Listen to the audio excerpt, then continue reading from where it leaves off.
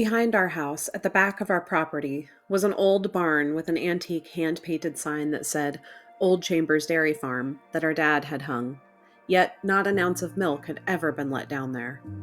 With a large porch complete with a pair of old saloon doors that swung tightly between two newel posts, crackled white paint, gracefully peeling alligator.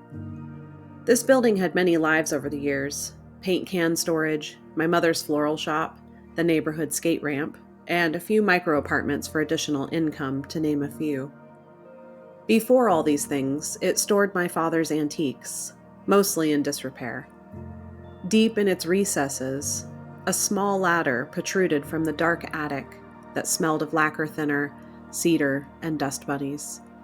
A few light bulbs dangled from rafters and lit up 4 sawhorses that braced large sheets of plywood. Next to it, a Super 8 camera on its tripod.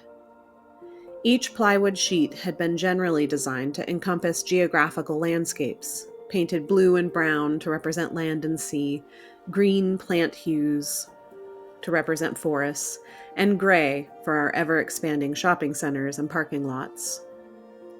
I would bet $5 right now that Todd painted these sheets with leftover, chunky, half-dried cans of oil-based bullshit paint, which we always seem to have plenty of.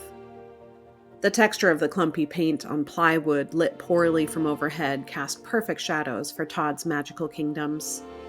I would sit quietly while he painstakingly adjusted clay figures by 0.5 millimeter for a fraction of a second on the film reel. He would seemingly walk on air to his Super 8.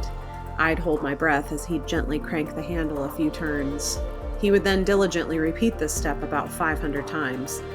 I find it challenging to sit still for the entirety of what would end up being 10 seconds of stop-motion animation, so I would patiently wait to receive eye contact before I slipped back down into my previous reality. Ultimately, I think I understood this hobby as a form of meditation for him. I was an observer of his transcendence and simply satisfied to have been invited.